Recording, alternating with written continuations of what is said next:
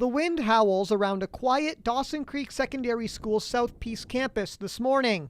Officers could be seen patrolling around the campus, making sure everything was in order.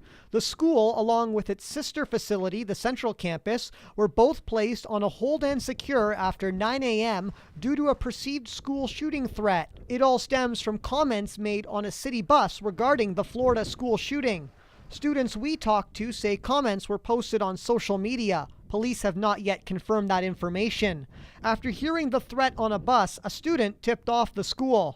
The comments really were go back to an incident a couple of weeks ago on public transit where someone was talking about the Florida shooting and a couple other kids made some probably inappropriate comments about it. Some of the jokes were repeated yesterday on a city bus, and a concerned parent called police. School officials are now saying there was no safety risk to the public or either school. The incident this morning and the information they brought forward as well was related back to that initial comment on a bus. The school board and the RCMP decided to place both campuses on a hold and secure, locking all doors and restricting entrance due to safety protocol.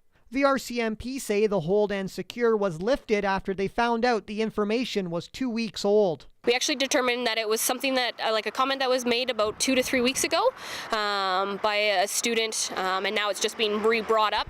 No suspensions or arrests have been made at this time. Eccles says threats like these are not taken lightly, and she is warning students to not make jokes about serious situations. Be careful of what you say, that kind of stuff, especially like what you post on social media. It gets shared out there very, very quickly, and lots of people are paying attention, and things can be misrepresented. The RCMP say they have finished their investigation, and the student who made the comments has spoken with school officials. Eric Taschner, CJDC-TV News, Dawson Creek. ICBC's campaign is geared towards first-time drivers and graduating students to help them learn about the risks before they put the key in the ignition. The city will be holding a marketing campaign in the coming months to help teach residents how to properly separate your recycling. Many of the props you see here on this lawn are cheap and inexpensive, and it didn't cost a lot in family an arm or even a leg. Police are sending out a friendly reminder to drivers to not get distracted this winter season. They say mixing texting and driving and winter roads is a recipe for disaster.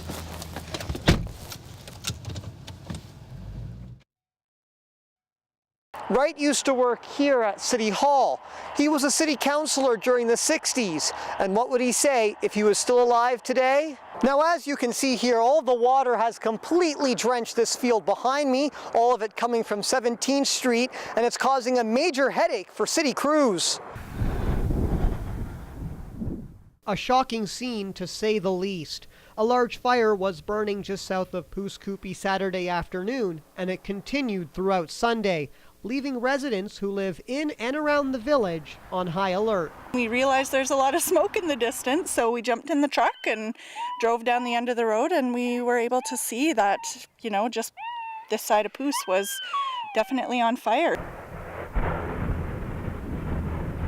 Helicopters and planes from the BC Wildfire Service quickly arrived on scene after 4 p.m., circling overhead, dropping water and retardant, creating a perimeter around the blaze. Around 50 firefighters from Pouce Coupe, Dawson Creek, Toms Lake, and Alberta all joined together to fight the battle on the ground. The village itself has put a band on above and beyond what BC has. Wind did play a factor spreading the flames. No evacuation alert was in place, even though the inferno reached a size of 27 hectares, a decision the Pouce Coupe fire chief says was the right choice. That wasn't our plan. We were planning on containing it, which we did with the help of BC and Toms Lake and Dawson. And but yeah, it does hit home close. Now, this fire was only one of 7 that was burning in the Peace region over the weekend. Pouce Coupe did have a fire ban in place, and the BC Wildfire Service is asking all residents of the Peace region to adhere to their fire ban. All of the fires have been deemed human-caused, and the fire on 211 Road is the largest to hit the region so far this season. Of course, always check out and see if you're supposed to be burning.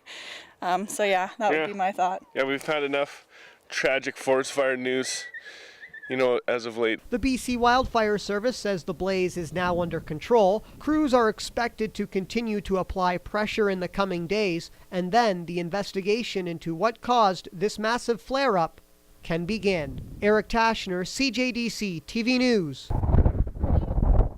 Pouce Coupe.